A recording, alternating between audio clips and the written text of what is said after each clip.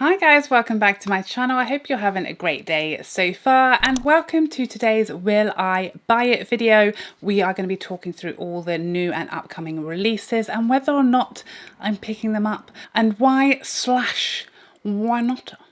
We have to see. The tea is going to be spilled. As always, I have to shout out these amazing Instagram account, beauty news, beauty tips, hot tip accounts. This is where I get all of my hot piping tea and beauty news, especially when it comes to upcoming releases. They are always first with the news. So if you aren't following them already, I suggest, if you want to know what's coming out and what to start saving for, then I would change that pretty quick. So first up, this Shiseido skin tint.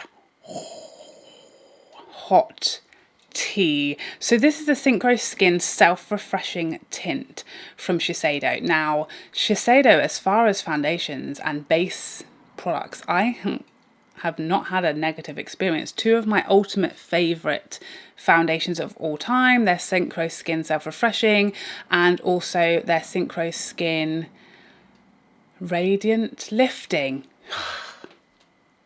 That's pretty fast. So the Synchro Skin self-refreshing skin tint version, I'm all here for this. I will definitely pick this up. It has SPF 23 in it. Just looks like, you know, a skin tint. But Shiseido, the finish of their foundations, I feel like they always nail it. Coverage, undertones of shades, shade range, I feel like they nail it. So I'm super excited to get my mitts on this one. This is coming home with me, okay?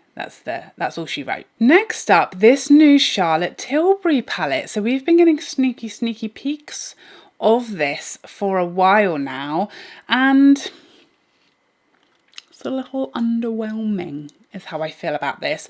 I love Charlotte Tilbury as a brand, one of my absolute favorites, if not my favorite brand. This doesn't excite me. I feel it's tricky because obviously these are not her like launch official press photos, so maybe that's what's throwing me off, because it's just not as really super bright and blinged up photo as far as the first photo I saw of it. People have been saying it's very similar to one of her previous palettes, which I agree. I can see it's just kind of a rearranged version of was it the Starry Nights or something like that. It is quite similar. I wish it had more green. It's just kind of neither here nor there is what I feel. I feel like there's a few sort of bits that remind me of her Pillow Talk palette. There's a few bits that remind me of other palettes she's done, and it's just the colour story is just a little muddled for me. It's just not really, it's not colourful, but there's bits in there that aren't really muted and everyday either. It's just, yeah, at this point I'm underwhelmed is the word. It's just okay. I may pick it up for review purposes to try and help you guys if you're considering purchasing it. But for me personally, as a decision, would I be getting it as a regular consumer? It would be a very easy pass for me. Next up, Dior's Autumn collection, which is quite horrifying because we've only just received the first day of summer. So I don't know how it's time for autumn already. Please wait. Please let us just have a summer first, okay? That would be, thank you very much. Appreciate it. I've seen the pictures of these quints. Are we calling them quints? These Dior quints. I've seen the birds of a feather quints. These pictures have been flying around for quite a while. Tavia at Chic Profile Official has had swatches of these. If you want to see the swatches, go and check her out on Instagram. I at first was really excited about that quint, and now it's just I've seen it for too long and not been able to get it, and now I've gone off of it. I just got bored of it now. But these blushes, oh, yes, please. These blushes, they're sexy. They are tugging at my heartstrings. I'm a blush girl, you know that. I will definitely pick up these blushes if they arrive here with any kind of speed. I mean, Dior and Chanel have really been testing my patience with these slow releases to the UK. They've really been grinding my gears. We still haven't even got the new Chanel blush formulas here, let alone anything else. All of their new releases that everyone else has been having a whale of a time with, we still haven't got. So if actually Dior Autumn doesn't come out here until the spring, they can forget about it. I'll be done with them. But if it comes here soon, I'll get the blushes, okay? That's what I'm saying to you. I don't hold a grudge. Or do I? Next up, this new loose setting powder from Laura Mercier. Now, Laura Mercier's their original loose setting powder is like it for people with oily skin. It's the only powder that I see like professional makeup artists on set who are reducing shine, wanting makeup to hold up for the entirety of that person's life. That's where it's at. Then they released the sort of shimmer loose setting powder, which I don't think a lot of people loved. I feel like the general consensus was it was too glowy for the entire facial zone. It was just too much. I've seen people like it as a highlight, like a loose powder highlight, but I've not really seen anyone love it as an all over setting powder. It was like too Tin Man for that purpose. This one appears to be like like in the middle. This is the Light Catcher Translucent Loose Setting Powder. It claims to absorb excess oil without masking healthy natural luminosity. So it's supposed to be like a luminous powder, not a shimmery, not matte. I mean, doesn't that already? I want to try this, absolutely. Doesn't that literally just sound like the only kind of powder I can get on board with? It sounds delightful. Delightful it sounds. The packaging, I'm here for that rose gold packaging. I love Light Catcher. That instantly piqued my interest. I'm definitely interested in trying this. Again, hopefully it comes here soon. It's not available here yet. It is available in the US. Let me know if you've tried it. I'm intrigued is what I am. Next up, this Patrick Tar, what are we calling this? Laminating Brow Gel. A couple of months ago, I would have snapped this straight up. This looks right up my street. I like that fluffed up, natural looking laminated brow. Oopsie. Brow look. That's what I'm loving, but I'm having my brows professionally laminated now. I don't need no brow gel. That's right, I'm an independent lady when it comes to my eyebrows. Anyway, I do need help with the rest of my face, but as far as brow gel, don't really need it anymore because of my brow lamination. So yeah, it's a pass for me. I just don't need it. It does look very intriguing and interesting, and I'm very interested to see reviews, but I really hardly have to touch my brows since I started having them laminated. There's no going back for me. This is where it's at. My life has changed. I'm a whole new lady. If you hadn't noticed, I'm changed. I'm new, fresh and as a daisy. Next up, this new Wayne Goss palette. Now, there's a story here, okay? When I first saw this little sneaky peeky deaky from Beautylish, my eyes bulged out the sockets like this. That's how they went. I was intrigued. I thought, oh, this might be the one. I love that there's no black in there. I love Wayne for listening to his consumers. People were saying, we don't want the black, we don't want it in every palette. I know he originally said he was going to put a black in every palette, and lots of people are saying, once we've bought one or two of your palettes, we don't want a third black. It's huge. It's a waste of a pan. We've already got it. And I love that he's listened to that feedback and there's not one in here. This is bridal, like it's pure bridal for me. I watched his reveal video. It looks gorgeous. The beautiful women that he featured, Kelsey, Mel and Michelle, did amazing looks. Absolutely gorgeous with this palette. Very, very screams bridal to me if you're looking for a bridal palette. I was 100% on board with picking this up, and then I saw something. I saw sneak peeks of an upcoming Natasha Denona midi palette that is along these colour story lines. Again, very bridal, very muted pinks and rose tones, but in her midi size, much more pans than the Wayne Goss. I live and breathe for Natasha Denona shadows. I don't know when this is coming out. I can't post a picture of the palette because Natasha Denona, they will take your video down if you post something before they've posted it. So I'm too afraid to put the picture in here, but I saw it on Reddit. So if you want to get all the tea, that's where that picture can be found. And now I'm like, do I just wait for the Natasha Denona one with a lot more colours, or pick up the Wayne Goss one? I don't know. What do you guys think? I'm now confused. My brain is boggled and I don't know what to do. I don't know who I am anymore. I don't know if I need either of these, but they both look gorgeous. Next up, this Hermes highlighter. So I talked about this in my You Do Not Need This video for people who were trying to cut back on purchasing. And a lot of you guys were like, yes, but are you getting it? Am I getting the highlight? And I 100% will be picking up the Hermes highlight, presuming assuming, presumably, that I can pick it up. It's available here, it comes out here in a good time, all of the above. There's been some really crazy thunder and lightning here the last day or so, and I'm now a little on edge. I just heard a truck and I thought it's coming again, it's happening. Batten down the hatches. But it's fine, it was just a lorry, okay? So we're back on task. Hermes highlighters. I've only seen one shade, but I've heard there's more. This looks gorgeous to me. It's very, very beautiful. And as it will be very expensive, I feel like for review purposes, be very, very useful for me to pick this up and do lots of comparison swatches and show you guys that I'm sure you have something very, very similar. So I'll definitely pick it up for review purposes. I think any highlighter at this point, I feel is very easily skippable for most people because we have so many. And I think most of us have found one that we love, and therefore, why do we need any more? But yeah, happy to pick it up and review it for you guys. Again, for my own personal collection. Do I need it? No, I don't think. Do any of us need any more highlights? I don't think so. Do we? Wouldn't have thought so. Next up, this Olaplex mask. So what number is this at this point? Oh, it doesn't have a number. Oh, that's sad. Sorry about that. So this is the 4-in-1 moisture mask. So this is no, it's not a leave-in mask. So okay. So I'd written next to this no. And I was thinking, why is it a no? Because I love an Olaplex product, particularly masks, because I don't wash my hair very often, once or twice a week. So moisture masks, hydrating masks, damage repairing masks are where it's at for me. And I love Olaplex. I find it very effective, works beautifully for my hair.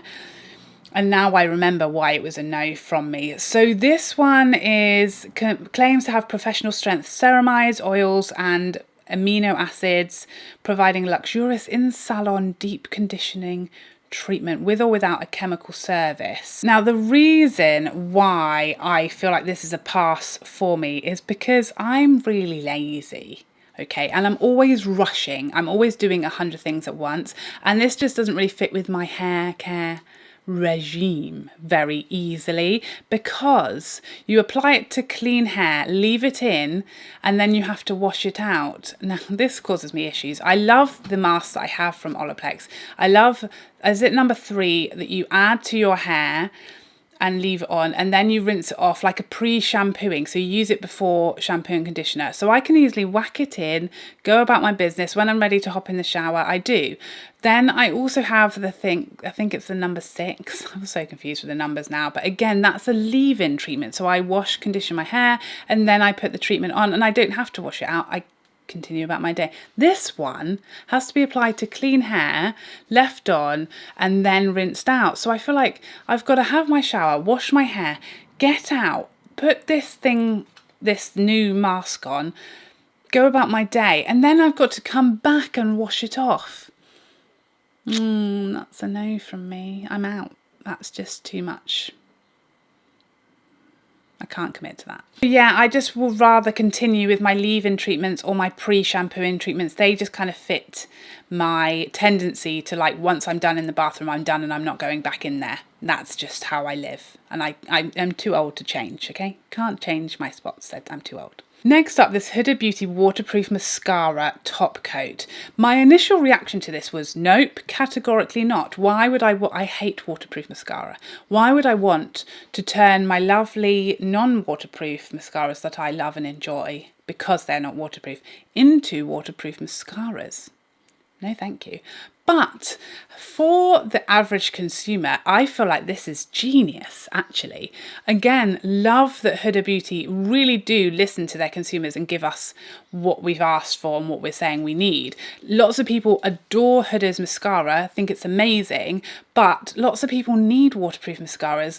Varying different reasons. People with oily skin, oily lids will get a lot of transfer. Some people have very watery eyes. It's hay fever season here in the UK. Lots of crying people just going around, like, minding their own business, mascara pouring down their face. So for lots of people who love her mascara, they said, please, we need a waterproof version. And she came out with this product, which I find very innovative and clever.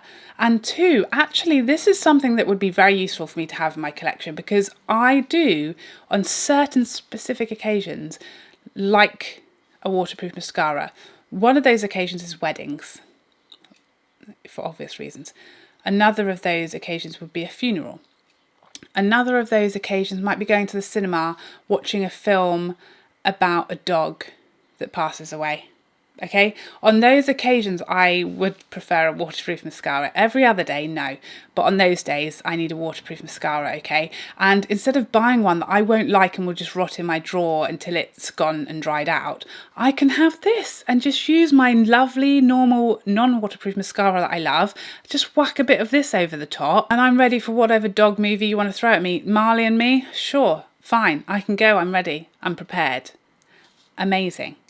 I think it's such a clever idea, and I probably will pick this up. I'm not going to any kind of cinema recently or weddings, definitely not. But if I do, this will be absolutely on my list. I need to watch some reviews. I need someone to be testing this out with proper tears to see how it goes first. But if this works, I think this is genius. Next up, the Estee Lauder Double Wear Sheer. Another thing that I'm very excited about, another brand that does foundations-based products very, very well. I'm not a big double wear fan for the sole reason that it's just too matte for me. You know me, that's not.